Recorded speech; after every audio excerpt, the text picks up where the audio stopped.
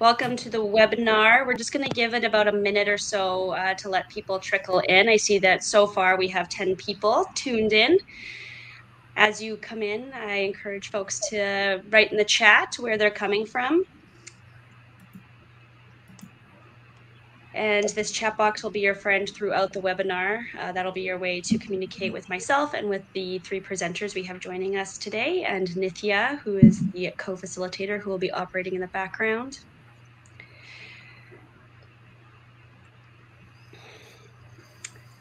Give it about another 30 seconds to let people trickle in. We're now up to 17 viewers. As you join, please feel free to put some stuff in the chat. It's always good to hear from the audience. I know that I'm hoping that one of these viewers is actually a group of viewers from UVic. There's a viewing party happening there right now, to my understanding. So welcome to all of you. I'm actually going to just remove the panelists from the screen for right now as we move into the introduction. So see you folks in a second. I'll just leave me and Nithya here. So we'll just get started. We've got tight time, so I don't want to wait too long. I'm Shauna Dahl. I work for Maine Coast Conservation Foundation as the Gulf Islands Forest Project Coordinator. This is Project Teach, which has been co-organized by the Coexisting with Carnivores Alliance, of which Nithya Chari-Harris is a director and has been really instrumental to organizing this series. Today's session is called Fungi and Plant Diversity, Maintaining Abundance in Coastal Forests. But before we get started with that, I'd like to express my gratitude and appreciation to be here, calling in from the ancestral, unceded territory of the Songhees Nation. I would also like to acknowledge the neighboring Esquimalt, Tsuk, Wasanich, Pacheedaht, and Chanu nations, and the dozens of distinct Coast Salish and Nuu-chah-nulth nations on whose territories most of us who are calling in today reside and are uninvited but grateful guests. It's also important for us to express our gratitude and appreciation to the land, the waters, and the air, and all the diverse life within them that together form the unique ecosystems that sustain our lives here. I would like to invite everyone that's tuning in today to use the chat to take a moment and acknowledge and remember the land that they're calling in from. Feel free to make your own land acknowledgement in the chat as you see fit. And as you likely know already, as you are tuned in to one of these platforms, you're either on Facebook or YouTube. You can participate by entering any questions you might have into the chat box on either platform. I'll be monitoring that chat throughout this presentation so that we can collect your questions. As we move through the different presenters, we will ask one question per presenter before moving on to the next one.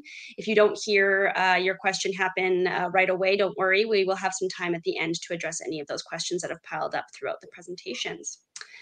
So with that, I'm going to invite our first presenter to the screen. Dr. Alan Larocque is a forest ecologist, recently graduated from the Samard Lab at UBC Forestry. His PhD thesis was called Fished Forests Fungi Project and investigated how energy and nutrients derived from dying salmon flow through coastal forests. An often overlooked component in this story is the soil. Soils are incredibly active, living places full of bacteria and fungi that act as intermediaries between salmon and the trees. Salmon nutrients are processed and metabolized by the soil microbiome, and through these intermediaries are transformed and eventually passed into trees and other plants. Alan's current focus is on how we can use this knowledge to better manage forests in BC, and has recently started a citizen science project to document the policy, political economy, and land use history of local landscapes. So Nithya, I'm going to remove you from the broadcast for now. I'm going to bring Alan's presentation up. We see it nice and clear. So take it away, Alan. All right. Thanks a lot, Shauna, for that lovely introduction. It's a great pleasure for me to kick off today, to be here speaking to you about diversity in coastal forests with Marty and Brian. I'm going to teach you a little bit today about some of the results from my PhD thesis. So that was titled Fish Forest Fungi, Soils in the Salmon Forests of British Columbia. And I'm going to try and condense right now 300 pages into a 10-minute talk. But that's simply kind of driven here by three pictures. We have fish, forests, and fungi. And these all tend to be really interrelated in our coastal forests here. So if I can get the slide to move, I'll tell you a little bit about my personal kind of connection and how I got into this. This is a forest in Haldsick territory on the central coast of BC in the Great Bear Rainforest. And I spent a summer here working with a colleague of mine, Marlene Wagner from SFU, and she was looking at these little birds. So if you don't know this is the Pacific wren. They have incredibly beautiful calls, and they're very sort of active, spunky little birds that tend to futz around in the understory. And what Marlene was interested in was these little birds, how they're affected by salmon. So Pacific salmon, of course, come in every fall to spawn. And in spawning, they bring their bodies, eggs, and become food for not only bears, but all sorts of coastal animals, mink, otter, eagles, birds, and especially as the bears, since they're very picky eaters, they tend to eat the eggs and the really delicious parts of the salmon first and leave the head and tail and guts on the grass. So between that and their urine and feces, it leads to an enormous proliferation of flies. So imagine salmon carcasses writhing with maggots that eventually become flies. And of course, these flies then become food in turn for insectivores such as the Pacific wren. So Marlene's question here was kind of how deep into the coastal food web does this sort of salmon effect go? And you can see already in this picture, this is already 2 or 3 sort of leaps into the food web. And this is the question Marlene was asking. So to give you an idea of what this looks like, here's a fresh salmon carcass, bear kill on the left. And over a period of days to weeks, it becomes consumed by maggots and other creatures and really skeletonized into like the skeleton on the right. The skeleton in turn, over a period of faster than you'd think, months to probably 2 years at maximum, in turn degrades, and the cartilage and the calcium inside the bones sort of degrades and moves into the ecosystem. So, of course, when you do bird work, it's a lot of early mornings. And in this time, we knew that the nutrients sort of flow from the salmon and eventually end up in the plants in the riparian communities. So the trees, the mosses, the ferns, and so on. We have a number of lines of evidence for that. But of course, I got wondering if the nutrients are in the trees and the plants, then of course it has to go through the soil first. So this really became the motivating question behind my thesis. What about the soil in these systems? So kind of the naive idea I had moving into this was you have a salmon that the carcass lies on the ground and it filters through mosses and other sort of surface level plants. And then once those nutrients enter the soil, they're going to be absorbed by fungi, plant roots directly, as well as bacteria. So that's what this is in the lower right, as well as a myriad sort of suite of soil animals and arthropods. So think mites, nematodes, all sorts of little beasties that tend to, in our soils, exist and create a very complex ecosystem. So this was my naive picture going in, and little did I know that soils are perhaps the most complex and diverse ecosystems on Earth. So imagine there's many phases, soil, solid, liquid, gas, tons of different chemical components depending on the parent materials, many physical textures. So you have sand, silt, and clay, different mixtures of all the above. That leads to different pore sizes. So imagine there's liquid and gas moving through the soil. And diverse pH and redox states. So very different sort of chemistries. And redox is a complicated sort of idea, but if you think about it, we breathe air, and imagine we were living in the soil, and every time it rained, it flooded, and we couldn't breathe anymore, right? So soils and the organisms in them put up with that all the time, and they've evolved to deal with that kind of situation. And then there's all the biology. So the plants, arthropods, everything I've mentioned. And then all that changes through time, hourly, daily, seasonally, and then also through decades and centuries. And this all changes with the environment. And so I was interested on the changes with the environment thing, in my case, salmon, but of course, all these other things feed into it as well. But despite that complexity, a picture says 1,000 words. So this is a picture of a hebeloma, which is a mushroom that likes to specialize on sort of high nitrogen sites and substances. And you can see it growing here in salmon vertebra. Those are those round bones. You can see some rib bones there in the foreground, as well as some gill cartilage. And the white stuff is the hyphae from the fungus itself. So this mushroom has grown through the what's left of the carcass, and is now cannibalizing the bones themselves.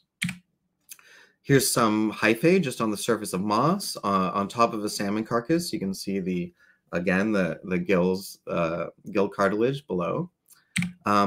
And after this show is all done, you end up with bones like this, and this dead moss here is a product of what we call nitrogen burning. So in the process of decomposition and the exudates dripping out of this disgusting rotten carcass has actually killed the moss underneath.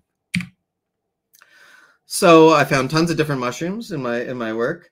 The DNA work I did on the soil found around 3,000 different species of fungi living in the soil, and I found hundreds of different mushrooms. So that gives you an idea sort of the ballpark diversity going on in our coastal forest here. So how do salmon change things in the soil? I'm going to show you three points real quick. Salmon nutrients are absorbed by the fungus. Salmon nutrients change plant soil communities, and salmon nutrients increase soil fungal diversity. So very quickly, because salmon are from the ocean and they're predators, they have higher what we call heavy nitrogen, or N15, relative terrestrial sources. So we say that they're enriched. And over the years, ecologists have used this sort of as a signal for how much salmon nutrients are going into a particular organism or ecosystem bin. And they've found this in trees, herbs, shrubs, mosses, predators, everything from bears and wolves to mink and otter and eagles, meso and mini predators like our friend the Pacific wren, as well as insects. And so again, my question here is, what about the mushrooms? So this is a graph from my thesis, and it turns out that N15 is indeed in the mushrooms, as well as the vegetation and soil. So mushrooms here are pink. We have salmon density along the x-axis, and that positive slope indicates that as you get more salmon, you get more N15 in these different compartments. So second thing, those nutrients that are in the salmon do change plant communities on the coast. So if you imagine a continuum of sort of coastal forests and biomes, if you spent time on our coast here, you have bogs, usually on the upland areas, conifers, and what I've called here broadleaf forests, although they're only sort of broadleaf, but there's bigleaf maple, red alder, cedar, and this sort of runs a continuum, and each of these have their own sort of plant communities, trees, understories, and so on. The broadleaf forest in particular has salmonberry, which we'll talk about in a moment. So that continuum also spans a continuum and is correlated with soil pH. So you have bogs, you may know, are very acidic and goes to neutral and basic on the right. And this also, that pH gradient comes along with a soil nitrogen redox state. So if you imagine nitrogen is in protein, in our flesh, it's in our muscles and so on, same with salmon, and proteins are made of amino acids. And as you move along and things get a little more oxygenated, first in the conifer forest, that nitrogen tends to exist as ammonium, so that's NH4 with a positive charge. And then super interestingly, and this is one of the weird things about nitrogen cycling, as it becomes more sort of a broadleaf type forest, the nitrogen tends to exist as nitrate, which has negative charge. So all of that different sort of food, right? Those are the different flavors of food in the soil. And of course, that leads to different fungal community. So we have ericoid fungus in the bogs and the conifers. Ectomycorrhiza tend to be in the conifer forest, and then arbuscular in the broadleaf forest. And finally, the punchline here, of course, is that salmon tend to move this whole community to this more kind of broadleaf, arbuscular, mycorrhizal state with, yes, salmonberry. So we have no salmon, you tend to be more of a conifer forest, and then lots of salmon, you get more broadleaf type species. So finally, salmon increase soil fungal diversity. So in my PhD, I looked at all fungi, and then I separated them into symbiotrophs. Those are your mycorrhizal fungi that tend to work with trees and other animals, other plants, and saprotrophs that break things down. So salmon increases species richness at these sites. And I show that this is driven, interestingly, not only by nitrogen, but in the symbiotrophs by phosphorus, and Marty would find this interesting, and saprotrophs by manganese. So what did this all do? This was really hitting home for me personally, the importance of this ecosystem subsidy and the sort of connectivity between ocean, land, and different ecosystems that are all around us. And really the importance of this also on a regional scale to maintain diversity of sites between sort of high salmon streams and low salmon streams, and really maintaining plant and animal diversity on that scale. With that, I want to thank you all for these brief moments. My email is right here. There's way too many people to thank. If you want to become one of the dozen people who read my thesis, you're welcome to read it. You can find it. It's not online at UBC yet, but you can find it on my website. And that's it. I'll pass on the torch. I would love to be one of those dozen people that read this thesis. I think I'll be signing up for some reading in the next couple of weeks. Thanks so much for that great presentation, and thanks for staying on time. That was a lot of information to disseminate in a very short amount of time. So one of the questions that came up for me in hearing you speak was, what are some of the greatest impacts you expect climate change to have on this fish, fungi, forest relationship? Who knows? That would be a really big question. Like there's so many questions, and again, I think I'm always shocked at, as an agricultural species and a forestry province, how little we understand about the soil. So the question is, how will climate change affect things? Here, it probably means things will be drier. It means things will be a little warmer. The growth season will start earlier and then later.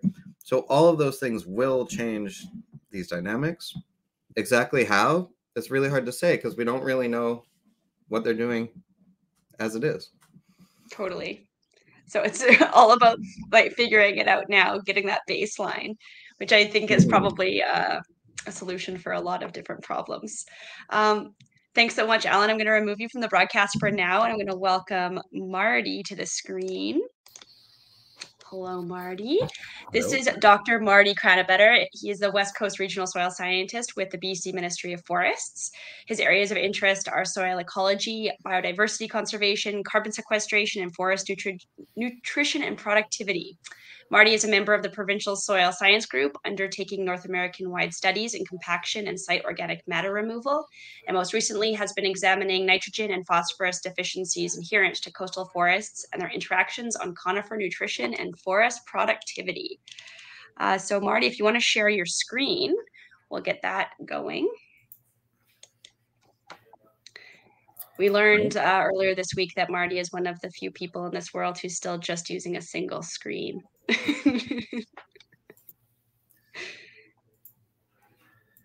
Nothing wrong with that. Nothing wrong with it. It's true. Okay. Okay, how's that looking? Looks great. I'll hop off and let you get to it. All right, thanks, Shauna. Well, it's great to get this invitation and share some of my work. I've spent quite a few years looking at these symbiotic fungal communities on the Vancouver Island and the west coast of British Columbia. Some of this Alan just touched upon, and we'll build on those themes. So like a lot of you, I got pulled into Ectomycorrhizal fungi because I was fascinated by all these and charmed by all these edible mushrooms in our forests every fall. This piques everyone's interest that you can make a meal out of a walk in the woods. So we have like the king bolete and the golden chanterelle and the pine mushroom, hedgehogs, lobster mushroom, which is a parasitized russula, strangely enough, but good to eat, and a scaber stalk. So these are all ectomycorrhizal species, and they're symbiotic on tree roots. So here's some pictures of various amounts of varying types of tree roots. You can picture these mutualistic fungi as almost like a sock that you would pull on your arm. It forms an outer mantle, the fungal tissue, and then there's some species have a lot of emanating hyphae that go out into the soil. And so this symbiosis is absolutely central to forest ecology. The trees in our forests are all ectomycorrhizal, or arbuscular mycorrhizae is the other type. I have never come across a root system that wasn't mycorrhizal, and at the same time, all these fungi would not be in the soil without trees. It's a facultative symbiosis. They need each other to survive. So on the island, you know, Douglas fir, western hemlock, all the firs, Sitka spruce, these are all ectomycorrhizal species. The only two sort of species that aren't are western red cedar and big leaf maple. Those are arbuscular mycorrhizae. So all our commercial trees and a lot of our forest biomass is ectomycorrhizal. And in good old days, we used to squish these root tips and look at them and try and figure out what species they are. But through the molecular revolution now, we have these sequences, so molecular DNA. So this is kind of like that barcode of life idea. So now you can pull out these roots or take a bit of that fungal tissue, sequence it, and have an absolute identification way to go forward. And so we're not sort of guessing at taxonomy anymore, or what could this be? So the precision of our work has improved a lot, which has helped. So Shauna asked me to talk about a couple of issues around diversity and function. So this is a study we did a few years ago and kind of gets at this idea, how many species are out there? Now, you can certainly ask that question for all of Canada or all of British Columbia, legitimate questions, but I'm more focused on a sort of watershed level, because I feel like that's this sort of size of a landscape that we can manage, that we're making decisions about, that we want to try to understand. So this was a study just outside of Victoria in the Goldstream and Souk watersheds, part of the CRD water supply. There's quite a bit of old growth forest still out there. That's the what we call the very dry coastal western hemlock zone. So it's mostly Douglas fir, a little bit of hemlock. So it's almost like our coastal Douglas fir zone in Victoria, but maybe not quite as dry. And my idea in this study was to pull out a bunch of old growth stands about 50 meters to 17 kilometers apart. So kind of getting some sense of the spatial relationships, but mostly I want to talk about diversity. And the key here is that we were choosing stands that had the same soil, same structure, stand structure, composition. So trying to get sort of uniform habitat, but spread out across this watershed to get a sense of how many species are out there. So short answer, we did mushroom surveys for 3 years, and then we pulled root tips out of the soil and sequenced those. And the average per plot was 84 species. So that's easy. I guess we're done. No, there's more. The 84 species per plot, what we call alpha diversity. But when you move from one plot to the next, you don't get the same 84 species. See what I did there was the bottom 3 change. Let me do that again. The bottom 3 change, right? So 84 species per plot, but it's not the same 84 every time you move a few kilometers away. So it keeps changing the composition. You start finding new species. You see some of the old species, but then you find new species. And this really gets to what we call gamma diversity, which is the sort of the whole regional species pool for this habitat type. And that, I think, is a more interesting question than just how many species are in a stand. Especially for management, conservation questions, you really want to know who are all the species in this landscape. There's different ways of doing that. There's non-parametric statistics. Here's a way that we tried, which is a species accumulation curve.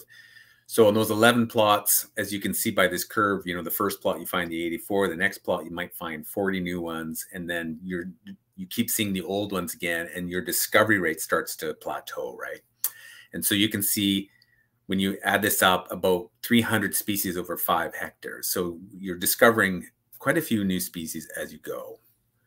And the asymptote, you know, where that thing completely flattens out, was 367 species over 50 hectares. So there is way more fungal diversity, species diversity in our soils with these symbiotic fungi than there is above ground. That's from basically one host, maybe a little bit of hemlock in there. So 1.5 hosts, let's say.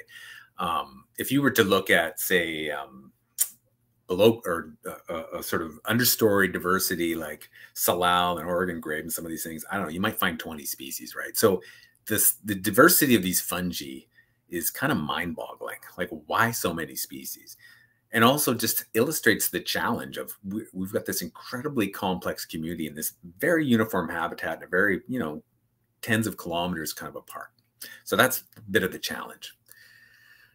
The other part of this equation, diversity equation, is when we were sequencing these mushrooms, and there's websites and online databases where you can throw in your ITS sequence and just see how it relates to everyone else's data.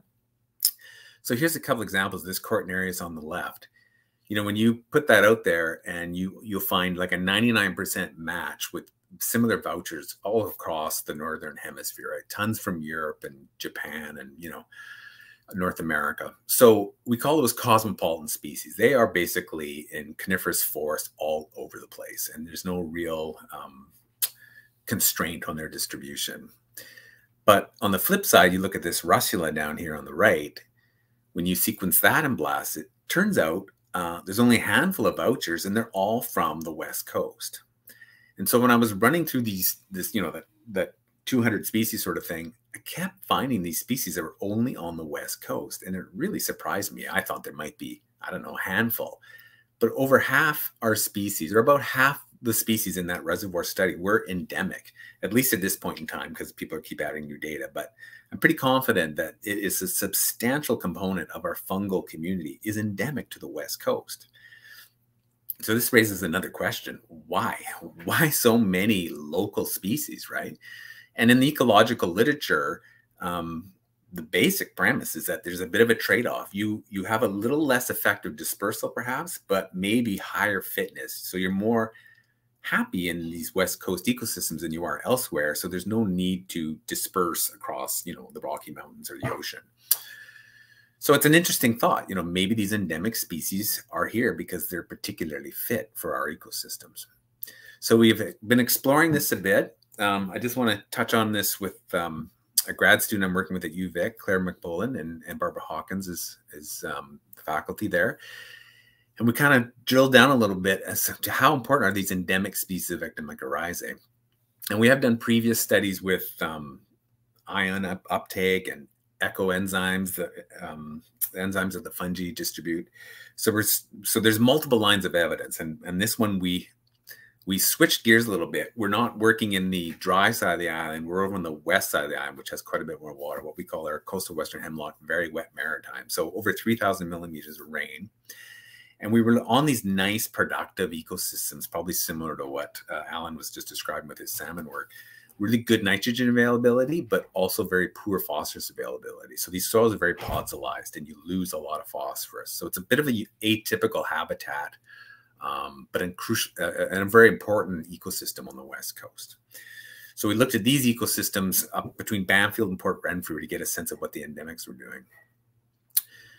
And that's a lot of data, but here's just, I think, a simple graph that kind of captures this. So we collected the mushrooms and looked at the nitrogen concentration of the mushroom. And this is, I'm probably the only guy doing this, but I think it's actually a pretty effective way to get a sense of what these species are up to.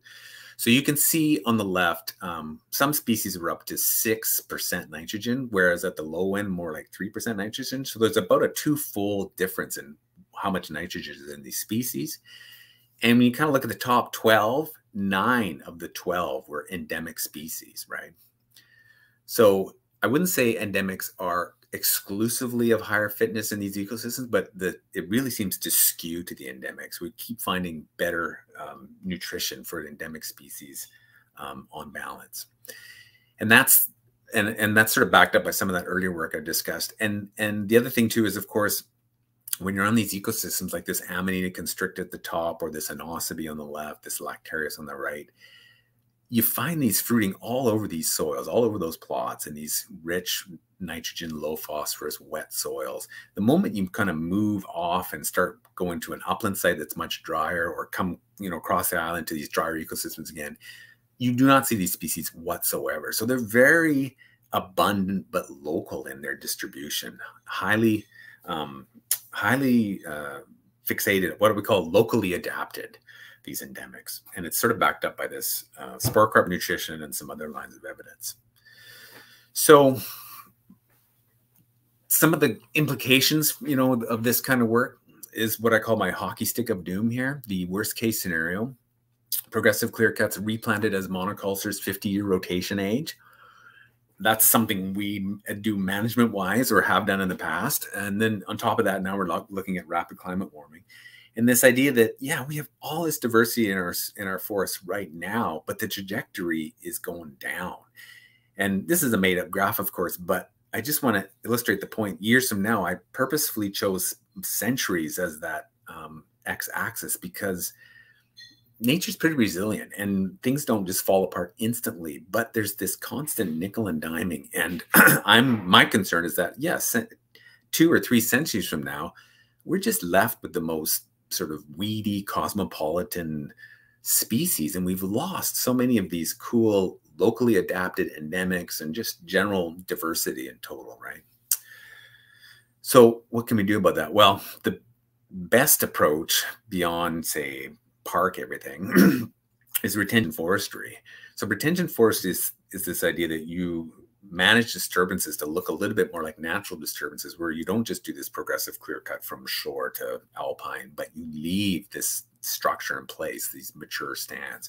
So like in the bottom corner here, this would be a late Searle landscape where the chunks in those in that opening are all islands of refugia, and all those fungi and a lot of other things like lichens and birds and great things are able to persist in that landscape in these refugia, and then migrate out into the regenerating forest over time. So you're kind of keeping things in that landscape, and hopefully they recover.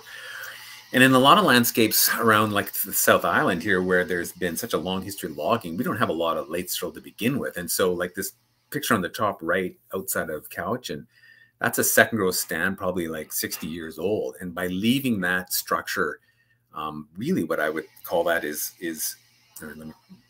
ecological restoration, because now you're letting those stands get older. You know, if you go from say 60 to 120 years, that's 60 years where those stands can continue to recruit these species, because the spores are kind of out there, hopefully, and the diversity will only increase over time in these retained areas. So we can preserve late Searle landscapes where we can, and then leave this structure in these more managed landscapes to try and recruit and restore what was there previously. So that's some thoughts on ectomycorrhizal diversity and how we're sort of dealing with that diversity, and why it's important, and how we're trying to keep it online. Thanks. Thanks so much, Marty. That was excellent. Attendees can't see this, but there's a private chat happening behind the scenes, and Brian and Alan have been fanning a little bit about your presentation. So some good kudos to your colleagues here. So a question we have for you is one that's actually coming in as we speak. Nithya has this question, and it's: do you have in mind a goal for how much second growth needs to be she's still typing it needs to be allowed to continue to grow to become old growth? Like what do we need to retain to achieve that old growth characteristic? How much land area? Well, yeah, of course, the more the better, but right. You know, it's interesting because there are small organisms in that landscape, or that curve I was showing, you know, 367 species over 50 hectares. You can pack a lot of our richness into a small amount of area. And so for retention forestry, the guideline they often kick around is 10 to 15% aerial retention, right? And my data would suggest the bare minimum, just to try and capture that 367 species, would be about 2% of the area. So not very much. So if you're putting aside 10 or 15%, I think you're making a substantial contribution to keeping those things around. So I would love to see that. Like 15% would be awesome. And that just makes sure that it's there. And then over time, if you want to keep adding more, go for it. That'd be great. All the better. Yeah. I would say there is a minimum. Somewhere around 10 to 50% should be a minimum that we shoot for. Right. Awesome. And that's Thanks in so much, every watershed, you know, not just Strathcona Park, but everywhere. We want to keep these things on the landscape, not just tucked away in a corner somewhere. Mm-hmm. Oh, I have a lot of questions about that, but I'll save them for the end of the presentation when we have everybody on the screen. So I'm going to take Marty off and bring Brian on. Hello, Brian. So Brian Starzomski sorry, excuse me, loves to work in a variety of systems to study biodiversity questions and is broadly trained as a community ecologist and conservation biologist. His research focuses on biodiversity structure and dynamics and seeks to link theory and empirical approaches. A current research focus is in exploring long-term human-environment interactions on the central coast of British Columbia out of the Hakai Institute. He's proud to have recently won a Teaching Excellence Award at University of Victoria, where he is a professor. So I will bring your screen on. It looks like you're sharing nice and clear, so I will leave you to it. Great. Thank you very much, Shauna. You can hear me, no problem, and see things? Yeah, you're good. Great. Yeah, thank you very much. And I realized afterwards that intro is a little bit of an old one, but I'm working with such brilliant students like Genevieve Reynolds, who I saw had a question in the chat on the Central Coast, and we've expanded that long-term human impact work to other places like the Rocky Mountains in Alberta, where really smart folks like Gabe Shepins, who just finished their master's degree, are working and finding some cool stuff. And that's where I am. I'm here on the campus of the University of Victoria, which is, you know, a Lekwungen family site for millennia. Probably hundreds of years, certainly. And it's the sort of thing that I think about quite a bit when I think of this area that we live, that we call now the Coastal Douglas Fir Zone, this biogeoclimatic zone in BC that's such a special place and is filled with just the most remarkable plants and animals. And I've got a few of them on the screen here.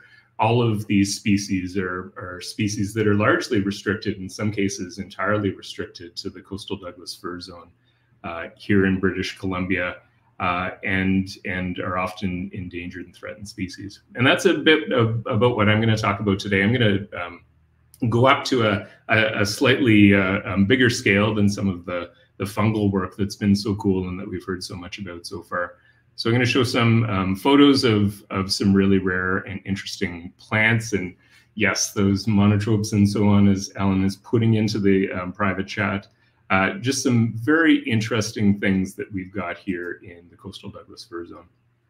And I'm going to start out by just, putting us into a place where we can look at a map of all of the biogeoclimatic zones of BC, these high-level ecosystem types, effectively, that we've got in the province that makes British Columbia the most biodiverse place in Canada.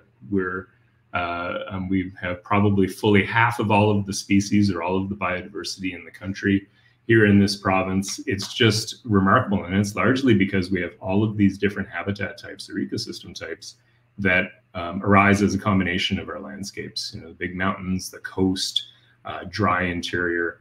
And we have here the very smallest of the biogeoclimatic zones, the Coastal Douglas Fir Zone, which is where we live, and largely what we're talking about today. This little bit of yellow that you can see on the east side of Vancouver Island from Victoria extends up to about Quadra Island, and then a little bit in the lower mainland south of Vancouver. When I was a kid, I grew up in Nova Scotia, actually, but always dreamed of British Columbia, having visited here when I was about 10 years old for Expo 86, and somehow managed to get a copy of an early version of this map that, as a big nerd, I had on my wall, in my bedroom wall when I was a kid. Just stared at this thing, thinking about it, while also trying to keep, as I went on and studied different things, a sort of global or a national perspective too on how BC fit into the greater species at risk or endangered and threatened species world that we've got here in Canada. This is a map from some work that we did several years ago that maps all of the species at risk and where they are across the country. And when we look at things, I should just point out, I'm going to continue to show photos of some of my favorite plants and try and choose ones that are flowering right now, like this bear's foot sanicle on the top and this bearded owl clover that's probably an endemic species to Victoria here on the bottom. When we look across the country, there are really 3, maybe 4 hotspots for species at risk, like our most threatened and endangered species in Canada.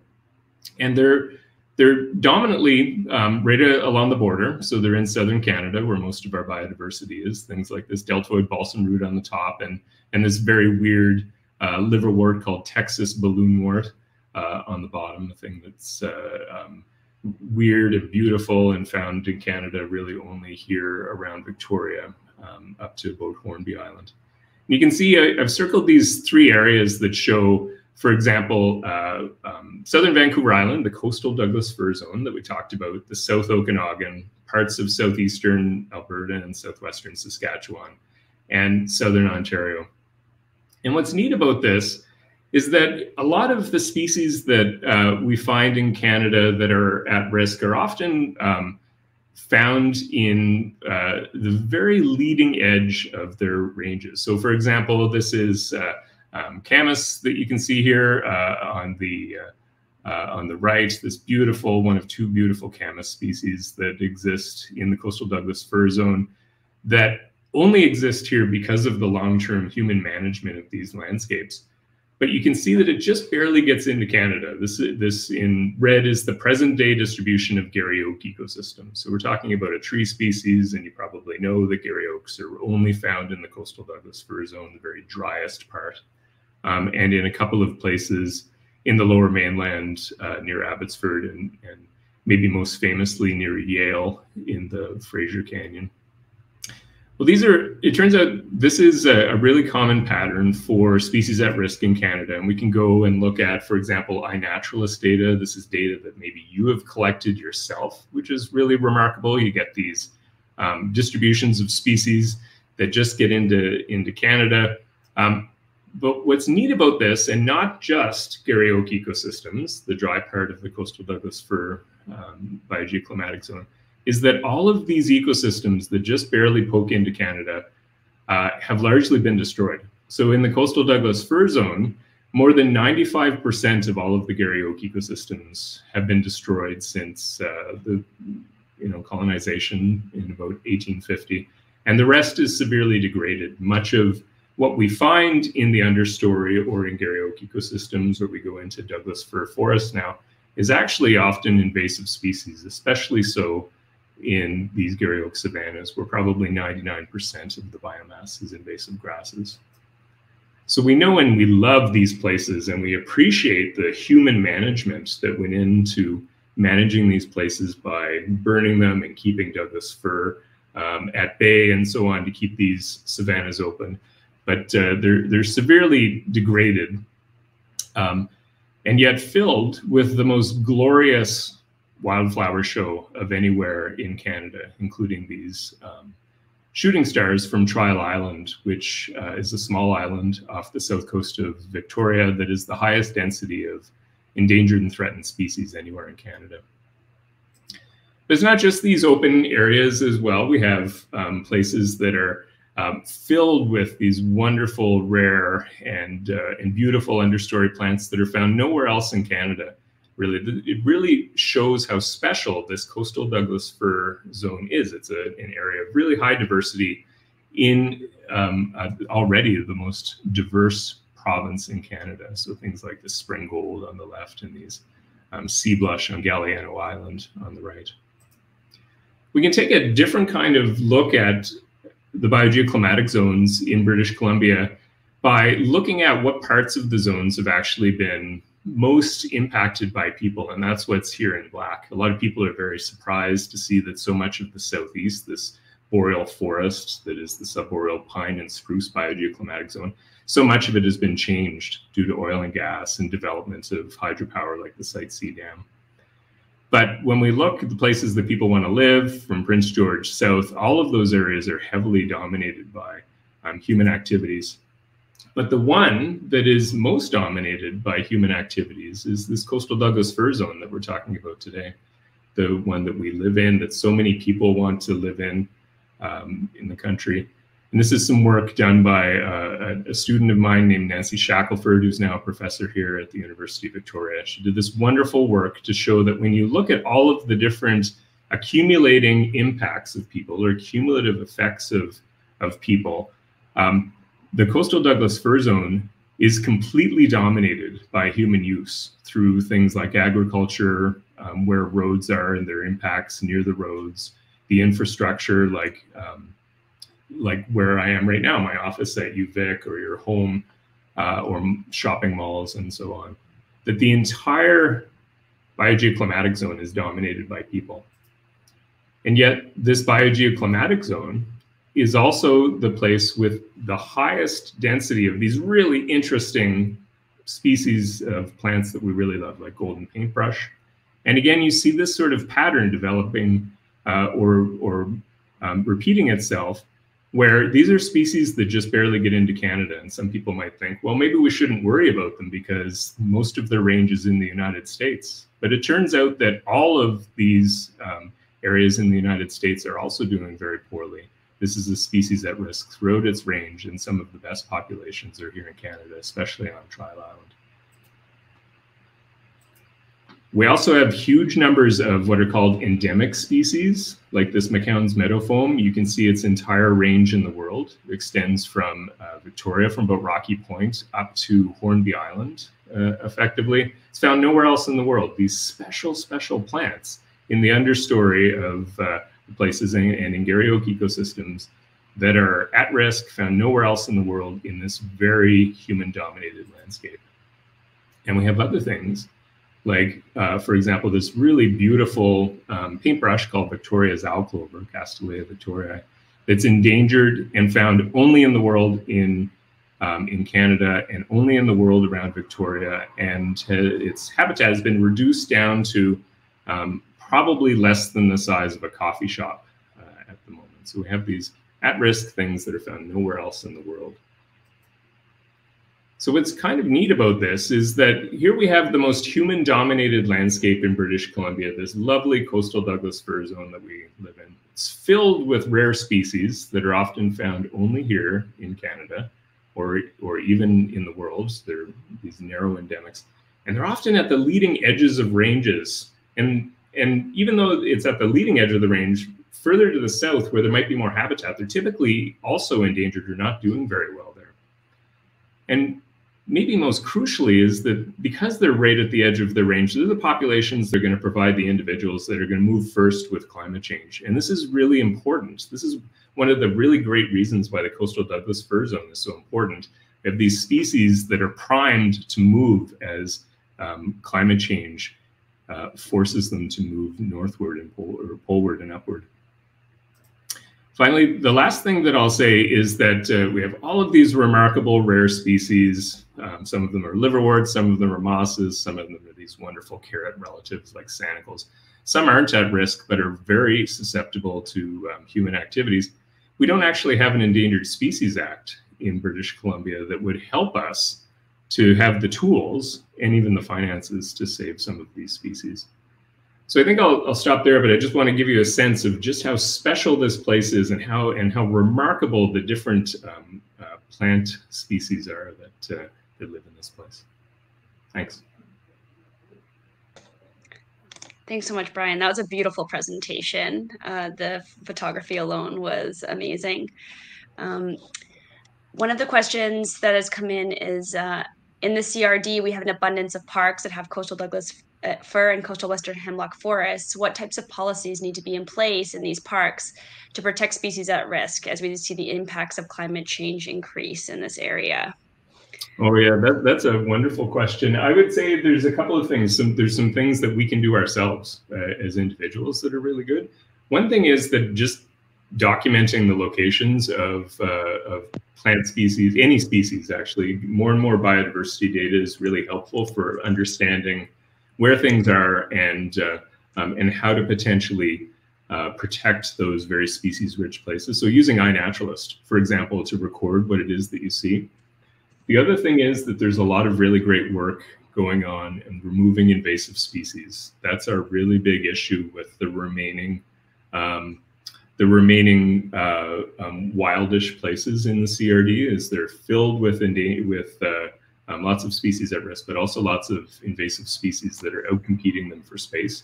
Removing those species, which people have been doing for a couple of decades, makes a huge difference. great advice and feels really actionable. So I'm going to bring the rest of the presenters, Alan and Marty, back onto the screen. And Nithya, I'll bring you too. So we will just get into some conversation. I encourage folks in the audience to send in questions if you haven't already. But we do have a couple lined up here. The first one that came in was for Alan. Have you considered the impacts of human environmental subsidies in this region, for example, middens in nearshore forests, on your results? I'd say I certainly have. Personally, I haven't in my work though. So pretty much anywhere there's salmon, you're going to find also a history of human use. And that's definitely evident in the soil, both, like you said, middens. So that middens have been shown to bring in calcium to soils, which tend to be really important for coastal plant communities. But yeah, I didn't like parse that out in my work, but I think it's a really important sort of angle, and also history of fire use. And so I could see that, you know, you dig a fire pit, a soil pit, and you see there was a fire here in the past. So that's also really important for soil organic matter, for example, and yeah, that kind of thing. Nice. There's a couple that have come in for a few that are a bit more holistic that everyone can maybe weigh in on. So maybe I'll get into some of those questions. One that came up was much of the CDF now occurs in the urban-rural interface due to the high proportions of settlement here, as Brian talked about. What are some approaches and options for maintaining and enhancing soil and plant diversity in these areas where people are butting up against these natural areas? It's kind of a big question. Yeah, Brian. Do you want me to take a first crack at that? Sure. Yes. So we should be aware that you know, our most diverse areas in the CDF, probably 95% of them are gone. They've been changed into the places that we live, and what remains is heavily degraded. And so, removing the sources of those degrading actions would be really helpful. So, for example, invasive species are certainly a huge issue in coastal Douglas fir forests, especially in the driest parts in the Garry Oak ecosystems.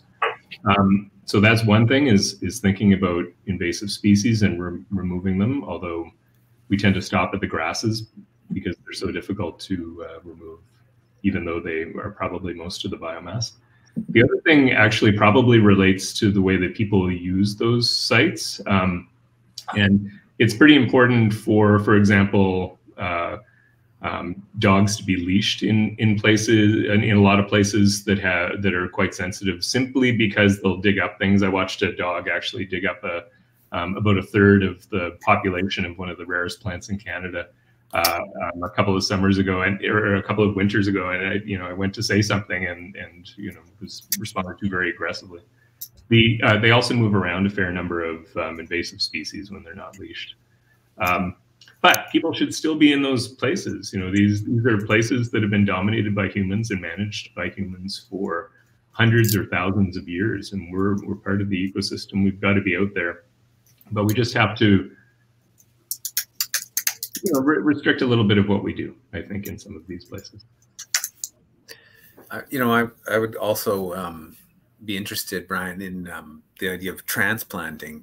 When I talk about endemic fungi, kind of feels like if you mismanage the landscape and those fungi are extirpated, you're not getting them back. It's pretty hard to transplant, Ectomycorrhizal fungi, but at least with plants, you could kind of see some of those rare ones, planting them maybe out in some parks just to try and get other populations established. Is that currently going on to any degree? There's certainly some of that, and there's the wonderful organization or wonderful business in Metchosin, Satin Flower Nurseries, right, that is working on providing lots of native plant propagules for planting out and seeds for planting out. And they're two of the best, James and Kristen Miskelly, who run that, are two of the best botanists around. They understand that really well. So there are some sources, and people are doing that. Fort Rod Hill National Historic Site, part of Parks Canada, Also has the Garry Oak Learning Meadow in Colwood. Everybody should visit that place, actually. They've restored a really wonderful Garry Oak ecosystem. But they also have an associated native plant nursery where they've been taking many of the very rare species like deltoid balsam root or golden paintbrush that I showed a photo of, or contorted pod evening primrose, these very rare species, growing them and then offering them up to be planted out to new sites. There's a bit of that. Some of them fail, like the golden paintbrush has not worked very well, and you can probably imagine some of the reasons around fungal associates that maybe that hasn't worked. But people are trying, and that, yeah, you're right, Marty, that's a wonderful idea. Identified very heavily with that dogs off leash comment, Brian. I was running in Uplands Park earlier this week and I saw all of these dogs digging in a camas bed, and I was silently raging to myself because people are not often very receptive to that feedback when you approach them out of nowhere. So I feel like maybe we all need a little bit of training on how to approach strangers to gently tell them to put their dogs back on a leash. Or if I could just say one thing about that is that it's partly our responsibility, I guess, as citizens to do that. But we're giving the government, I think, a pretty, we're giving them a lot of leeway to not enforce laws and rules that already exist. It shouldn't really always be up to us. There's a reason why we have laws and rules, and we have great ones in Canada, but they're so seldom enforced. I feel as though that puts a lot of us in these awkward positions that we shouldn't necessarily be put in. It's difficult. Totally. And that actually is a good segue into the next question, which is a bit of a piggyback off the last one, where in the CDF, we do have these overlapping jurisdictional boundaries. We've got First Nations, we've got municipalities, regional districts, the Islands Trust, which is very unique. And then we also have like this kind of federal oversight because it's on this interface between the sea and the land, especially when we're talking about like salmon policy, for example. So like, how is it that we can navigate this very complex political matrix in developing policy that is more like holistic, looking at all the different aspects of this ecosystem? I guess if somebody had an answer to this question, we might not be having this webinar, but I'd love to hear your thoughts. I know exactly what to do. No, I don't.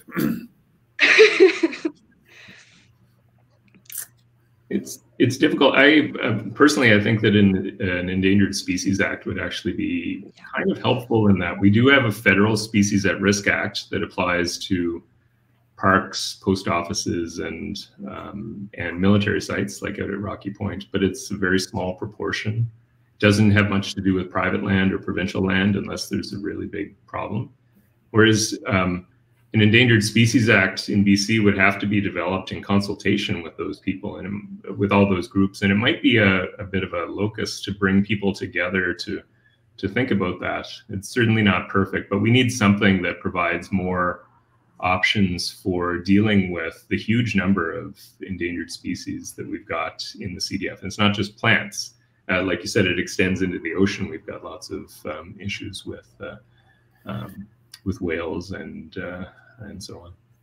There was some discussion, I don't know how serious, but this idea that 30% of the land should be preserved. I don't know if preserve is the right verb, but like it was some pretty impressive targets. And I know in the forest business, you know, we spend a lot of time lately talking about old growth, and rightly so, because old growth is kind of irreplaceable. But I like to remind people that nature is just so resilient if you just step back and let it recover. And so we have all this second growth, right? Especially on the South Island. And if you just let it be, pull out those English holly that's growing in there and a few things, but we just give it time. I think we'd be marveling at how much comes back. So I don't know if we should spend every last ounce of our determination to keep those last little bits old growth, or whether we should just start to say, how about 30% of this second growth we just let get old and see where that takes us, you know?